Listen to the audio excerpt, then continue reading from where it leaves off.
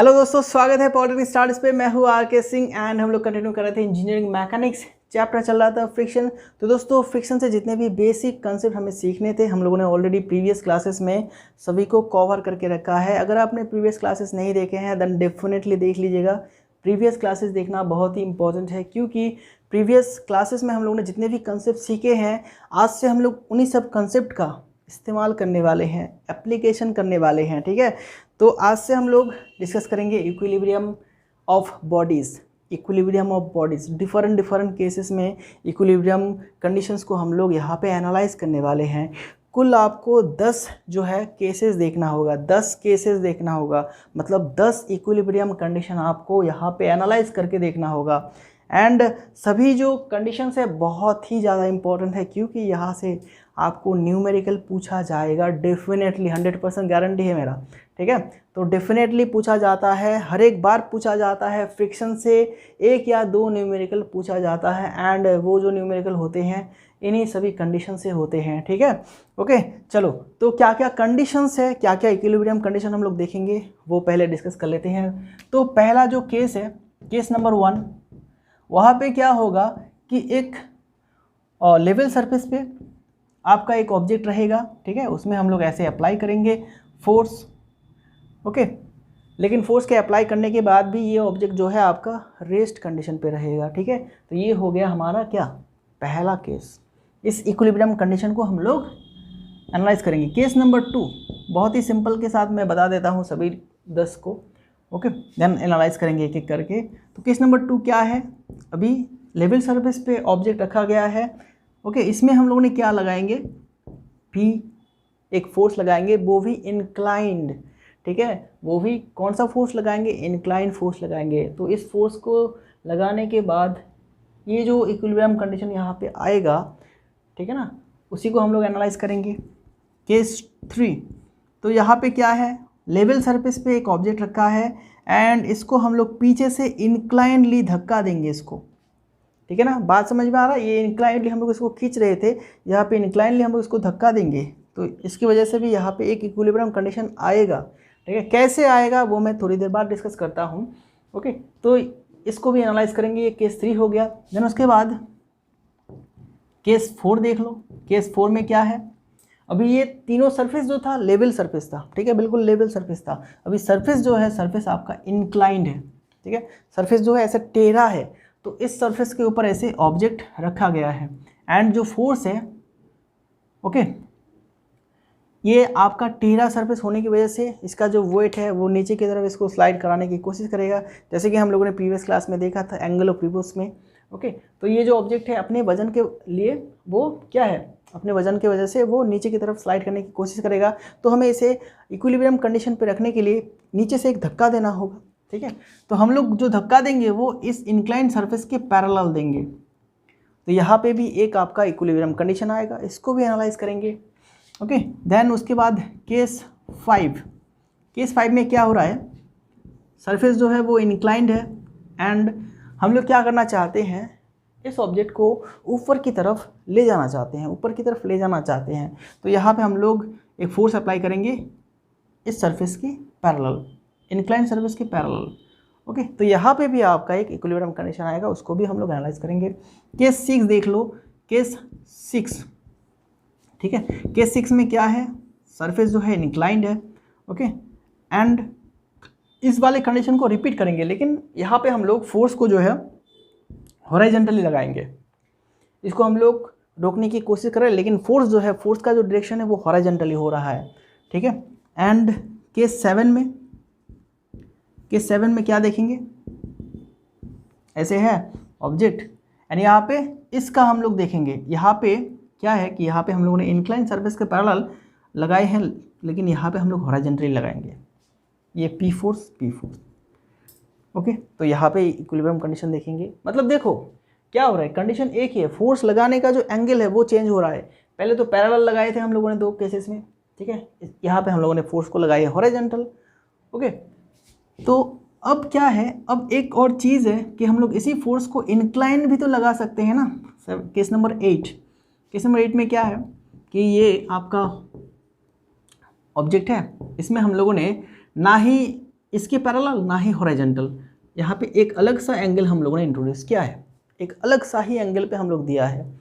ठीक है, देखो इसके साथ भी पैरेलल नहीं, इसके साथ हॉरिजॉन्टल भी नहीं, हम लोगों ने एक एंगल से यहाँ पे क्या किए हैं, फोर्स लगाए हैं।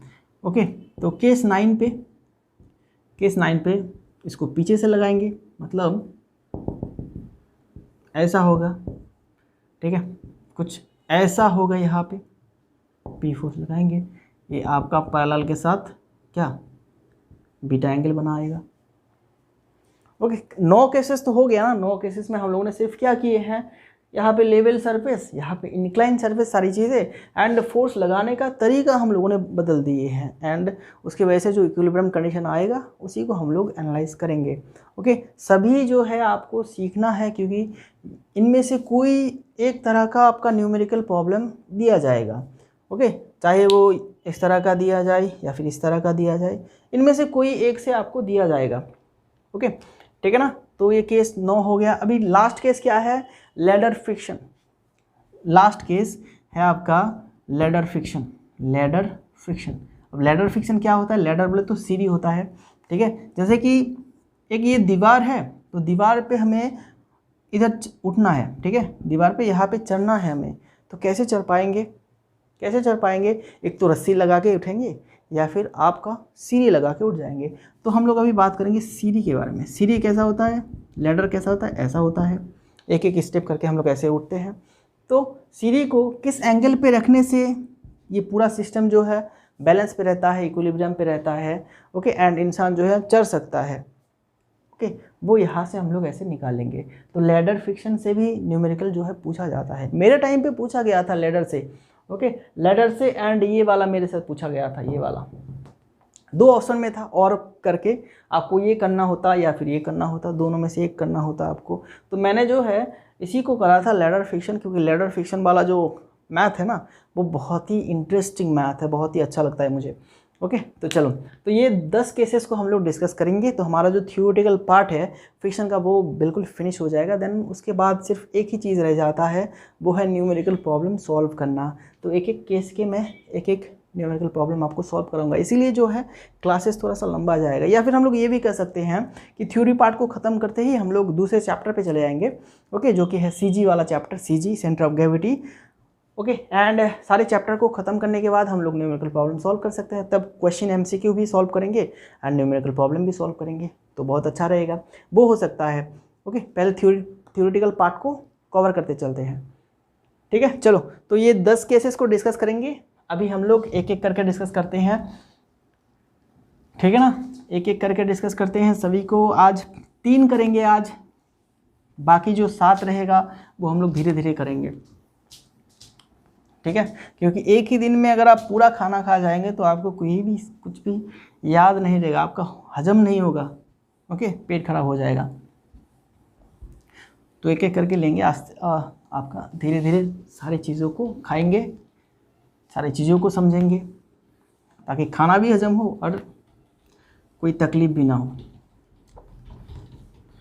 मतलब कुछ बात ऐसा हो गया कि सांप भी मर जाए और लाठी भी ना टूटे। चलो, तो बात करेंगे equilibrium of bodies on level surface. ठीक है, आज हम लोग सिर्फ लेवल सरफेस पे बात करेंगे। ओके, पहला केस क्या है, किधर, यहाँ तक लिख सकता हूँ तो यहाँ से लिख रहा हूँ, केस 1। ठीक है, body is on rough level surface. ठीक है, and horizontal force is applied. ठीक है, ये है पहला केस।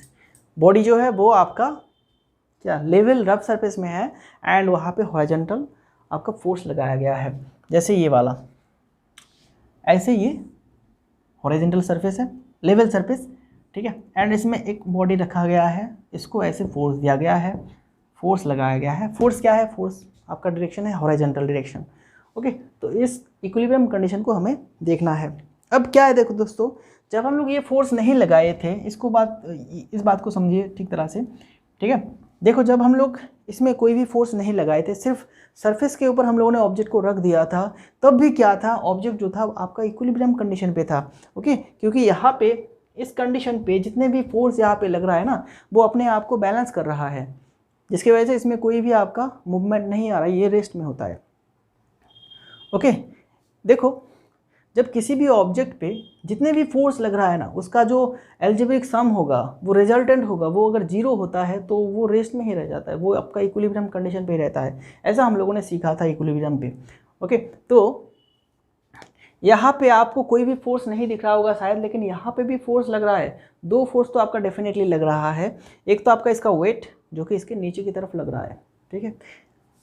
हर एक ऑब्जेक्ट का जो वेट है वो डाउनवर्ड दिशा में लग रहा है ये। तो ये बॉडी, ये वाला फोर्स इस सरफेस को दे रहा है, तो ये सरफेस भी उसको कुछ रिटर्न देगा, क्योंकि न्यूटन का थर्ड लॉ है ना, हर एक एक्शन का एक ऑपोजिट एंड इक्वल रिएक्शन होता है। हर एक एक्शन का क्या होता है, एक ऑपोजिट एंड इक्वल रिएक्शन होता है। अगर ऑब्जेक्ट सरफेस को एक एक्शन दे रहा है, एक फोर्स दे रहा है, तो सरफेस तो भी देगा ना उसको कुछ, सरफेस तो उसको देगा ना, न्यूटन का थर्ड लॉ तो फॉलो करेगा वो। तो ये सरफेस इसको ऐसे एक फोर्स देगा, एक रिएक्शन फोर्स देगा। This is normal reaction. इसको हम लोग क्या कहते हैं, नॉर्मल रिएक्शन कहते हैं। नॉर्मल रिएक्शन क्यों? क्योंकि ये सरफेस के साथ ऑलवेज नॉर्मल रहता है। ओके, जो सरफेस देगा रिएक्शन उसके साथ नॉर्मल रहेगा। नॉर्मल बोले तो 90 डिग्री एंगल पे रहेगा। तो ये दोनों फोर्स आपको दिख रहा है। अभी यहाँ पे इनिशियली कोई भी फोर्स आपको नहीं दिख रहा था, लेकिन मैंने आपको दो फोर्स दिखा दिया यहाँ पे। एक तो आपका डाउनवर्ड जो कि इसका वेट है, एंड नॉर्मल रिएक्शन जो कि अपवर्ड दिशा में है। तो दोनों ऑपोजिट दिशा में है, दोनों का वैल्यू जो है सेम है। तो ये एक दूसरे को क्या करेगा, एक दूसरे को बैलेंस कर देगा, एंड बैलेंस करने के बाद ये फिर से वो रेस्ट कंडीशन पे आ जाएगा, मतलब इक्विलिब्रियम कंडीशन पे आ जाएगा। ओके, ठीक है ना। लेकिन इसके बाद हम लोग अगर इसमें कोई एक्सटर्नल फोर्स लगाते हैं, जैसे कि यहाँ पे कहा गया है केस 1 पे, ये हम लोगों ने एक्सटर्नल फोर्स लगाए हैं। तो एक्सटर्नल फोर्स लगाते वक्त जब हम लोग एक्सटर्नल फोर्स लगाएंगे, इसमें मूवमेंट कराने की कोशिश करेंगे, तो इस सरफेस में, कॉन्टैक्ट सरफेस में आपका क्या आता है दोस्तों, एक रेजिस्टेंस फोर्स डेवलप होता है, जिसको हम लोग कहते हैं फ्रिक्शनल फोर्स। एंड ये जो फ्रिक्शनल फोर्स है, ये ऑलवेज इसको अपोज करने की कोशिश करता है, इसको बैलेंस करने की कोशिश करता है, एंड इसका ऑपोजिट दिशा में होता है। ओके, ऐसा हम लोगों ने सीखा है फ्रिक्शन पे। ओके, एंड ये फ्रिक्शन फोर्स आपका सेल्फ एडजस्टिंग फोर्स होता है। मतलब क्या है, अगर हम लोग इस फोर्स को बढ़ाते रहेंगे तो ये भी अपने आप बढ़ता रहेगा। हम लोग इसको बढ़ाते रहेंगे, ये भी अपने आप बढ़ता रहेगा, एंड इसको दोनों मिलके क्या होगा, बैलेंस करने की कोशिश करेगा। ये इसको बैलेंस करने की कोशिश करेगा। इसका काम ही ये है कि इस फोर्स को वो आपका, इसका जो इफेक्ट है उसको रिड्यूस कर दे, उसको बैलेंस कर दे, ठीक है। लेकिन कब तक ऐसा होगा, कब तक ऐसा चलेगा? इसको बढ़ाते गए, इसको बढ़ाते ही जाते हैं, इसको बढ़ाते जाते हैं, ये बढ़ते जाते हैं, इसको बढ़ाते जाते हैं, ये बढ़ता रहता है। तो कब तक ऐसा चलेगा? तो इसका भी एक लिमिट है, ठीक है, जिसको हम लोग लिमिटिंग फ्रिक्शन कहते हैं। लिमिटिंग फ्रिक्शन का कंसेप्ट आपको याद होगा शायद। तो लिमिटिंग फ्रिक्शन के आगे ये और बन नहीं सकता, लेकिन हम लोग इसको बढ़ा सकते हैं। ये तो एक्सटर्नल फोर्स है ना, इसका वैल्यू हम लोग बढ़ा सकते हैं। तो जब ये लिमिटिंग फ्रिक्शन पे पहुंच जाएगा, उसके बाद भी अगर हम लोग इसको बढ़ाएंगे तो इसमें एक ड्रॉप देखने को मिलेगा। फ्रिक्शन का जो वैल्यू है वो नीचे की तरफ चला आएगा, वो ड्रॉप हो जाएगा, वैल्यू कम जाएगा, एंड ये ऑब्जेक्ट स्लाइड करना स्टार्ट करेगा। तो वो होता है स्लाइडिंग फ्रिक्शन, ठीक है। तो ये सारे कंसेप्ट हम लोगों ने सीखा है। अभी हम लोग क्या करेंगे कि हम लोग मान लेते हैं कि ये जो फोर्स है, फ्रिक्शनल फोर्स, ये अपना लिमिटिंग वैल्यू में पहुंच चुका है, मैक्सिमम वैल्यू में पहुंच चुका है, एंड इस वैल्यू के साथ ये इसको क्या कर रहा है, बैलेंस कर रहा है। ये तो इसको बैलेंस कर रहा था, पहले से कर रहा था, ठीक है। अब क्या है कि हम लोगों ने जो एक्सटर्नल फोर्स लगाए हैं, ये वाला फोर्स इसको बैलेंस कर रखा है। तो ये पूरा जो सिस्टम है आपका रेस्ट कंडीशन पे है। फोर्स लगने के बावजूद भी यहाँ पे देखो चार फोर्स लग रहा है, लेकिन उसके बावजूद भी इसमें कोई भी मूवमेंट नहीं है, ये आपका रेस्ट कंडीशन पे है। This is the equilibrium condition, इसी को हम लोग इक्विलिब्रियम कंडीशन कहते हैं। एंड इसी को एनालाइज करेंगे। तो इक्विलिब्रियम कंडीशन का पहला जो कंडीशन है, इन इक्विलिब्रियम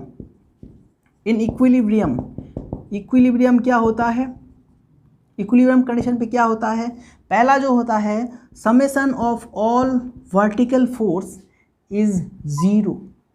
ठीक है, summation of all vertical force is zero, जितने भी फोर्स वर्टिकल लग रहा है उसका अगर हम लोग अलजेब्रिक सम करेंगे तो वो क्या आएगा, जीरो आएगा। एंड दूसरा कंडीशन ये है summation of all horizontal force is zero.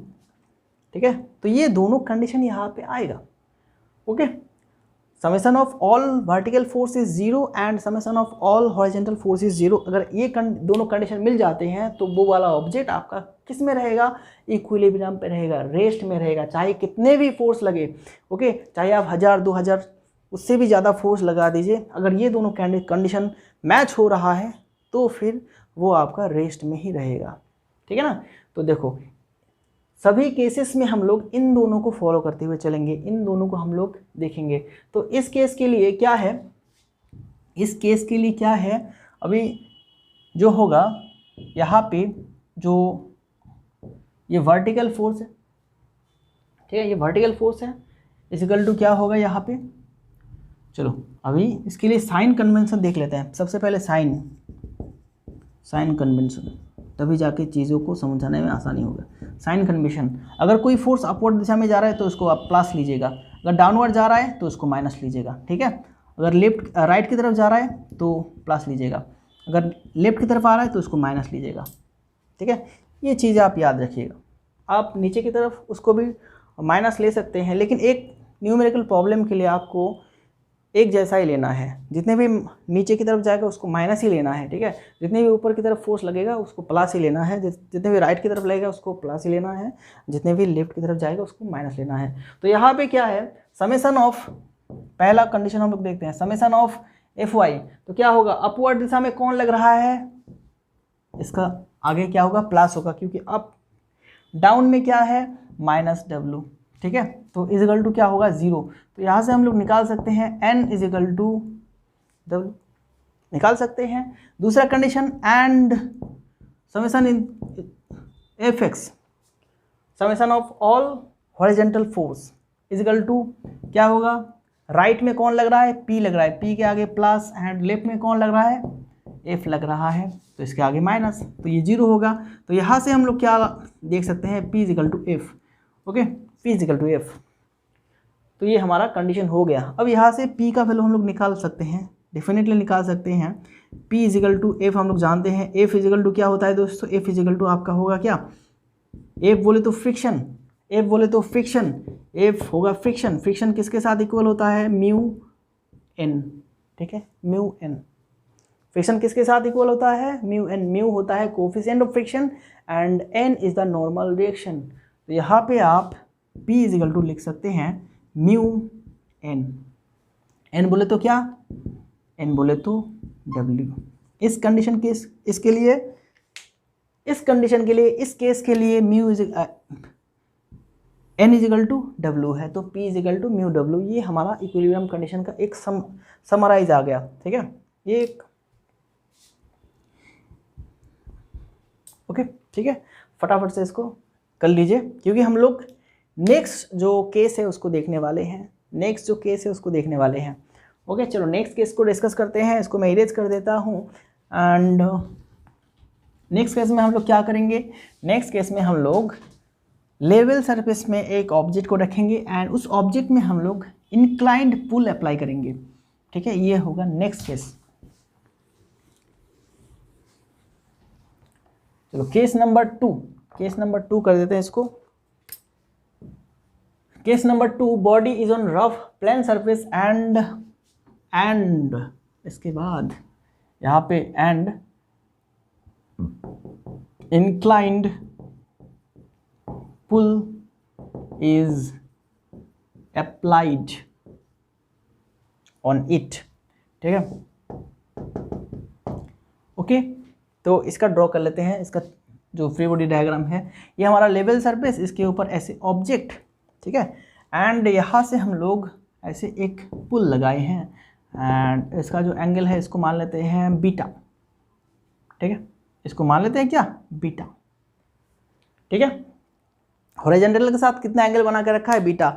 तो यहाँ पे जितनी भी फोर्स लग रहा है हम लोग वो ड्रॉ कर लेते हैं। पहले तो इसका फोर्स होगा वेट नीचे की तरफ, रिएक्शन ऊपर की तरफ, एंड ये फोर्स जो है ये फोर्स इधर ले जाने की कोशिश कर रहा है, तो फ्रिक्शन डेवलप होगा इधर, ठीक है ना। फ्रिक्शन किधर डेवलप होगा, इधर डेवलप होगा। ओके, तो हमारे पास इक्विलिब्रियम के कंडीशंस कितने हैं, दो कंडीशंस है, summation of F Y and summation of F X, ठीक है। Summation of F Y equal to 0 and summation of F X equal to 0। लेकिन यहाँ पे लग रहा है कौन सा, इंक्लाइन लग रहा है, एक एंगल पे लग रहा है। लेकिन हमारे पास जो कंडीशन है वहाँ पे सिर्फ और सिर्फ हॉरिजॉन्टल एंड वर्टिकल फोर्स की बात किया गया है। आपको सारे हॉरिजॉन्टल फोर्स का सम निकालना है, अलजेब्रिक सम निकालना है, एंड सारे वर्टिकल फोर्स का अलजेब्रिक सम निकालना है।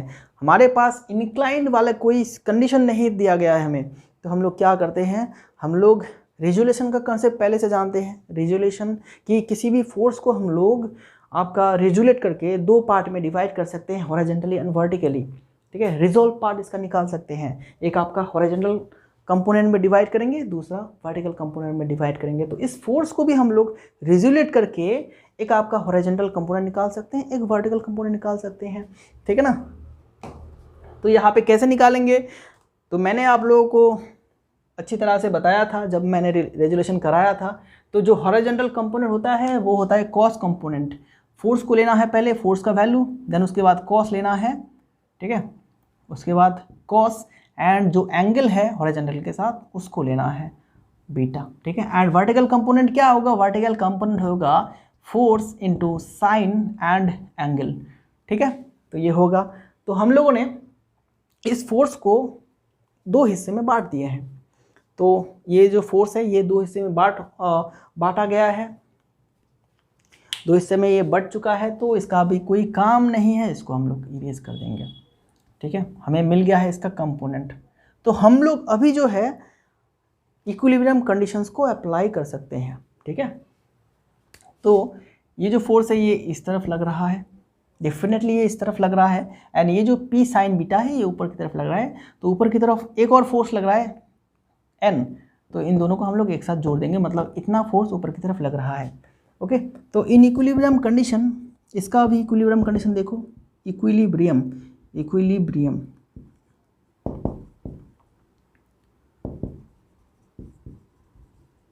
Condition, summation F X equal to 0, summation F Y equal, ये दोनों कंडीशन ही हमें पता है, तो हम लोग यहाँ पे अप्लाई करेंगे।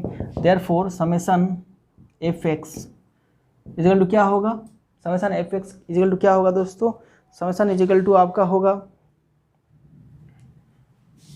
पी कॉस बीटा, इसका वैल्यू, इसका साइन पॉजिटिव राइट की तरफ जा रहा है, एंड एफ जो है वो लेफ्ट की तरफ जा रहा है, तो वो होगा minus, and F equal to क्या होगा, ये दोनों 0 होगा।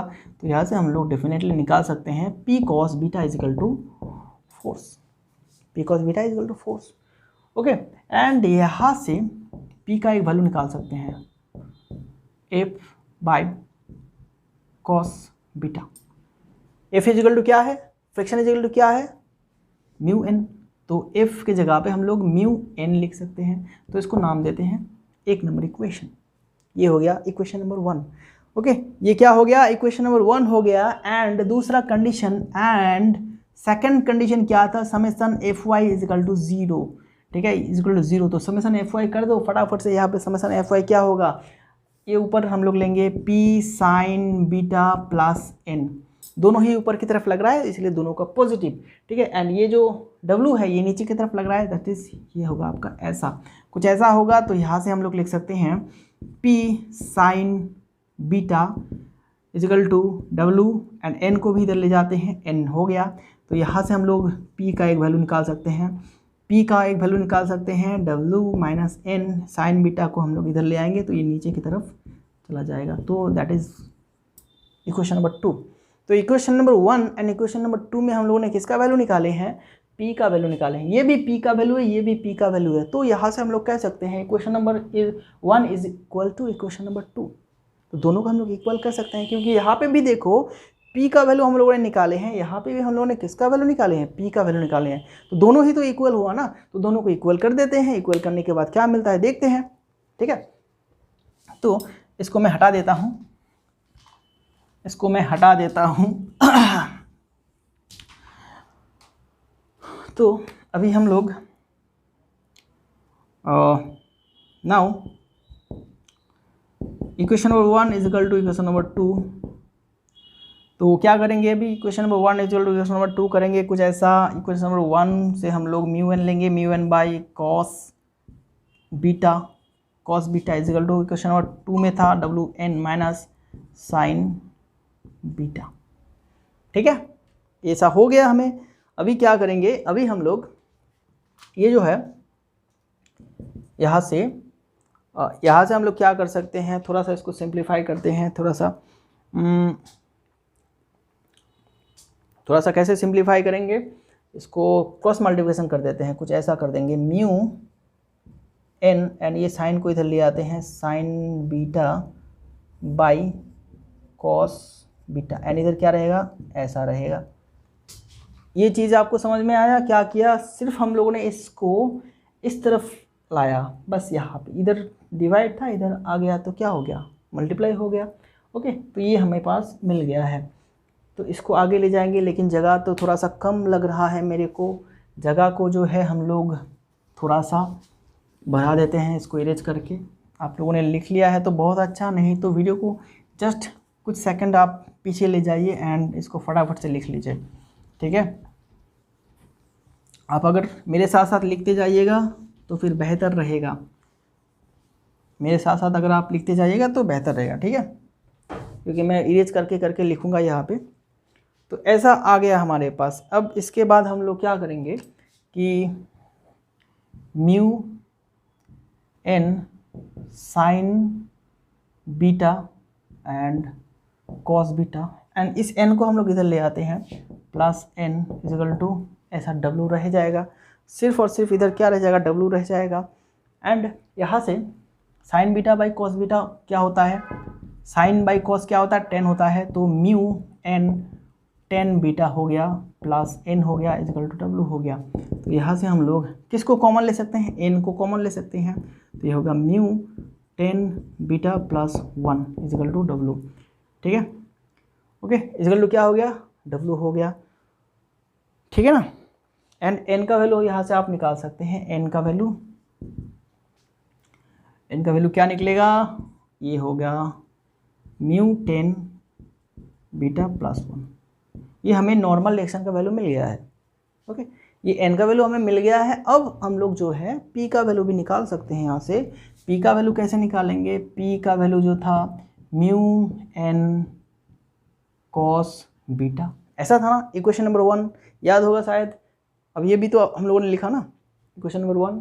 तो यहाँ से हम लोग अगर n का वैल्यू जो है यहाँ पे पुट करेंगे तो हमें क्या मिलेगा, हमें p मिल जाएगा, ये मतलब ये वाला फोर्स मिल जाएगा हमें, ठीक है। ये जो फोर्स यहाँ पे लग रहा था इक्विलिब्रियम कंडीशन पे, मैक्सिमम जो फोर्स है वो हमें मिल जाएगा।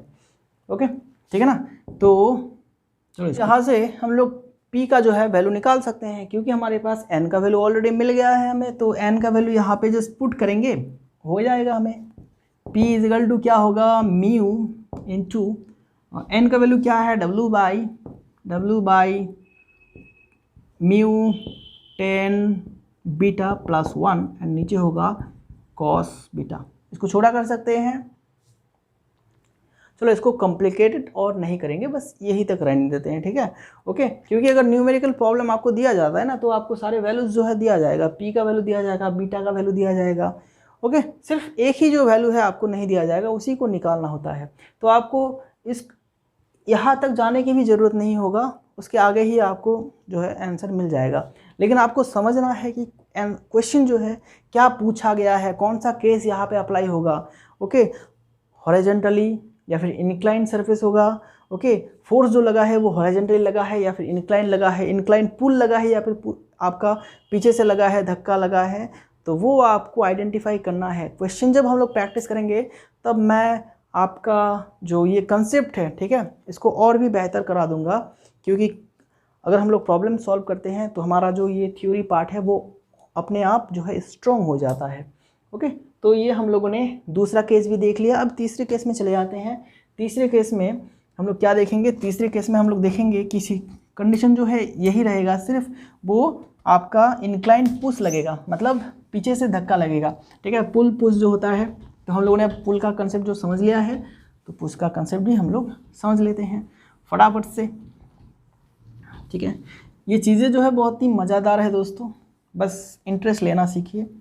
ओके, थोड़ा सा इमेजिन कीजिए जस्ट एंड सोचिए कि कैसे कैसे हो रहा है। तो केस नंबर 3 बात करते हैं अभी। केस नंबर 3 क्या है? Body is on rough level surface and inclined push is applied. ठीक है, बस कुछ नहीं और कुछ नहीं। यहाँ पे थोड़ा फिगर को थोड़ा चेंज करना होगा। फिगर को थोड़ा जो है चेंज कर लेता हूँ, क्योंकि अभी जो है फोर्स जो है वो कैसे लगने वाला है? फोर्स जो है वो ऐसे लगने वाला है, इधर से। ठीक है ना, इंक्लाइन।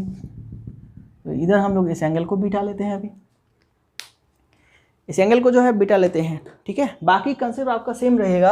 अब ये जो फ्रिक्शन फोर्स है वो किधर लगेगा? इसके सहारे हम लोग ऑब्जेक्ट को किस तरफ ले जाने की कोशिश कर रहे हैं? बोलो, इसको इस तरफ ले जाने की कोशिश कर रहे हैं, क्योंकि पीछे से हम लोग अगर धक्का देंगे तो आगे की तरफ जाएगा ना ऑब्जेक्ट। तो यहाँ से ये जो बॉडी है ये उधर की तरफ जाने की कोशिश करेगा, वहीं पे फ्रिक्शन फोर्स जो है वो इस तरफ काम करेगा। ठीक है, एंड ये तो W है, ये N है।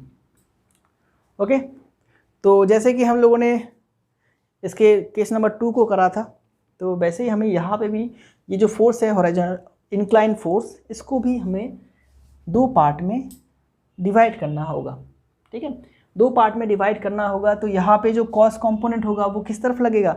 फोर्स का दिशा किस तरफ है दोस्तों? फोर्स का दिशा है इस तरफ। तो कॉस कंपोनेंट जो है वो किधर लगेगा? इधर लगेगा, आगे की तरफ लगेगा, P cos बीटा। ठीक है, एंड अभी बात है वर्टिकल कंपोनेंट किस तरफ लगेगा। अभी बात ये आप बताएंगे कि वर्टिकल कंपोनेंट जो है वो किस तरफ लगेगा, ऊपर की तरफ या नीचे की तरफ? ऊपर की तरफ या नीचे की तरफ? तो ऑलवेज आप याद रखिएगा कि अगर ऐसा केस होता है तो जो वर्टिकल कंपोनेंट है वो आपका नीचे की तरफ लग रहा है, क्योंकि देखो ये फोर्स ही आपका नीचे की तरफ ले जा रहा है। तो इसका एक कंपोनेंट उसको आगे ले जाएगा, इस दूसरा कंपोनेंट उसको नीचे की तरफ प्रेशर करेगा। ठीक है, तो नीचे की तरफ इसका एक कंपोनेंट आएगा, वो क्या होगा? P sin beta. पुल के केस में ये P sin बीटा ऊपर की तरफ लग रहा था, एंड पुश के केस में ये नीचे की तरफ लगेगा। मतलब नीचे अब 2 फोर्स हो गया है, W plus P sin beta, and ऊपर सिर्फ एक ही फोर्स रह गया है। ठीक है ना, अब इस कंडीशन को आप एनालाइज कीजिए। In equilibrium condition,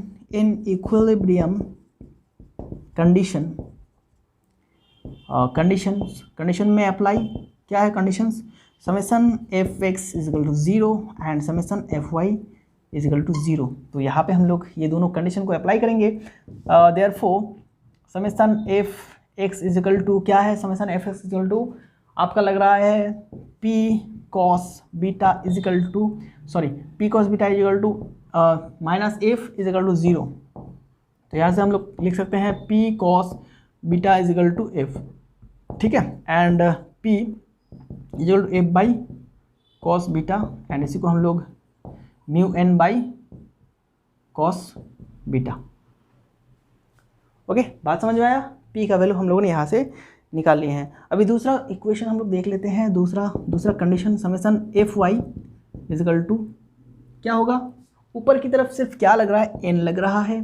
okay, and नीचे की तरफ क्या लग रहा है? W plus P sin beta. तो नीचे की तरफ जो है, अच्छा नीचे की तरफ तो हम लोग माइनस लेंगे, तो ये होगा W minus P sin beta is equal to 0। तो यहाँ से हम लोग P sin beta plus W is equal to n होगा यहाँ पे। ओके, and P sin beta is equal to क्या होगा? n माइनस W होगा, एंड सिर्फ P का वैल्यू निकालेंगे यहाँ से। तो n बाई W तो हो गया, एंड साइन बीटा को नीचे की तरफ ले जाते हैं। तो यहाँ से ये हो गया 2 नंबर इक्वेशन, एंड यहाँ से होगा 1 नंबर इक्वेशन। तो यहाँ से आपको फिर से क्या करना है? फिर से जो है आपको दोनों को इक्वेट कर लेना है, इक्वल कर लेना है। ओके, मतलब इधर तो बहुत ही कम जगह बचा है, तो जस्ट हम लोग इधर ही करते हैं। नाउ क्या है कि हम लोग क्या करेंगे, हम लोग अभी mu N by cos beta को n minus W by sine beta से इक्वल कर देंगे। दोनों ही p का वैल्यू है, तो p का वैल्यू हम लोग इक्वल कर सकते हैं ना। तो इक्वल कर दिए हैं। इक्वल करने के बाद फिर से वही माजरा, फिर से वही चीज़ें आपको यहाँ पे लिखना है। Mu n sine beta by cos beta is equal to n minus W. ठीक है, ओके। तो फिर अभी क्या करना है, इसके बाद आप ये sign beta by cos beta को टेन बीटा बना लीजिए एंड n को इधर लाइए। बाकी क्या होगा, mu n tan beta is equal to W हो जाएगा। ओके, तो यहाँ से n को कॉमन लीजिए एंड आपके पास क्या रहेगा, 1 minus mu tan beta is equal to W. ठीक है, तो n का वैल्यू क्या मिलेगा आपको, w by 1 minus mu tan beta. ठीक है, n का वैल्यू क्या मिला आपको, this is the value of n। Okay, this is the value of n।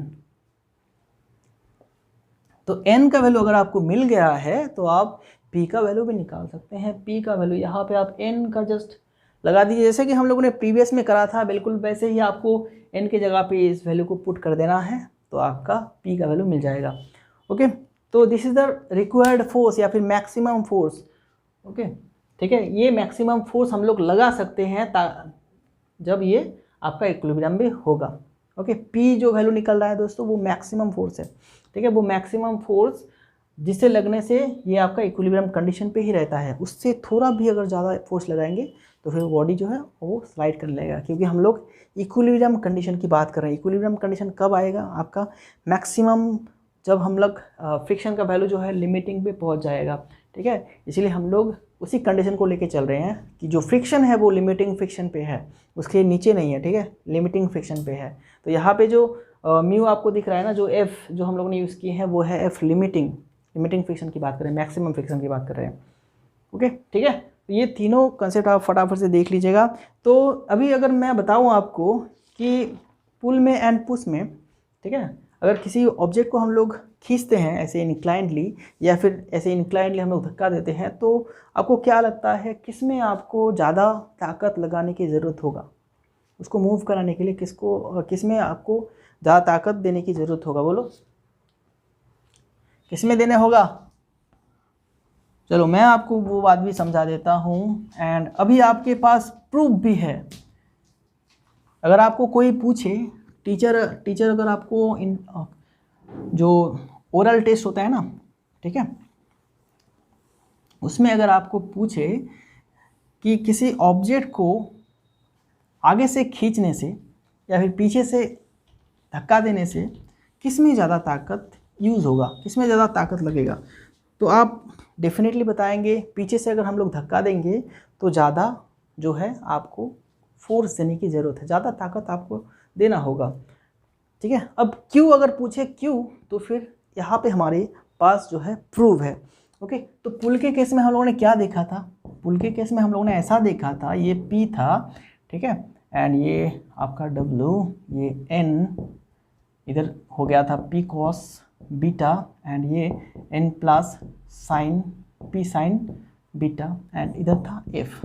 ठीक है, इसका फॉर्मूला हम लोगों ने क्या निकाला, N का जो वैल्यू है वो हम लोगों ने निकाला है कुछ इस तरह से निकाला था, रुक जाओ थोड़ा सा दोस्तों, W by 1 plus mu 10 beta.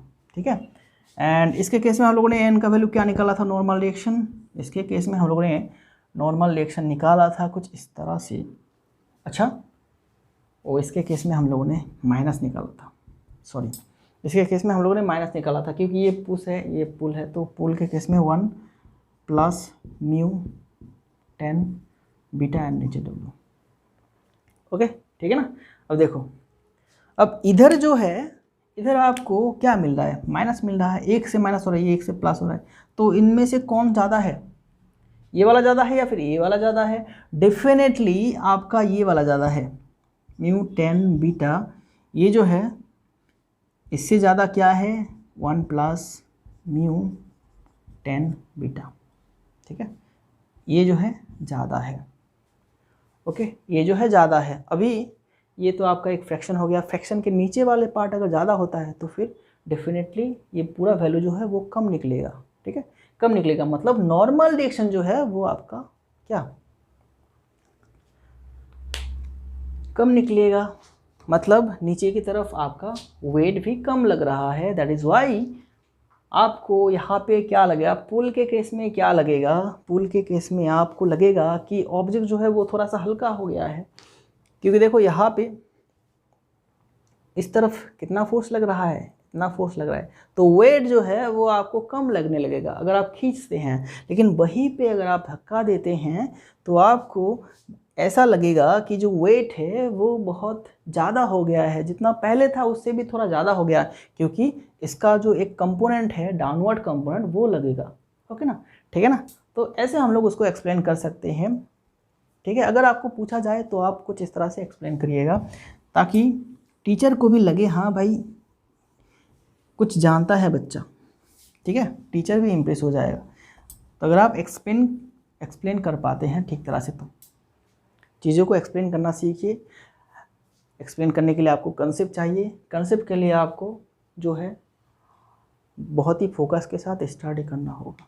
Okay, चलो दोस्तों मिलते हैं नेक्स्ट क्लास में। नेक्स्ट क्लास में हम लोग बात करेंगे केस नंबर 4, 5 एंड अगर होता है तो उसके बाद भी हम लोग करेंगे, ठीक है, जितना होगा पॉसिबल इसी टाइम पे उतना करेंगे। ओके, चलो मिलते हैं नेक्स्ट क्लास में। Thank you very much.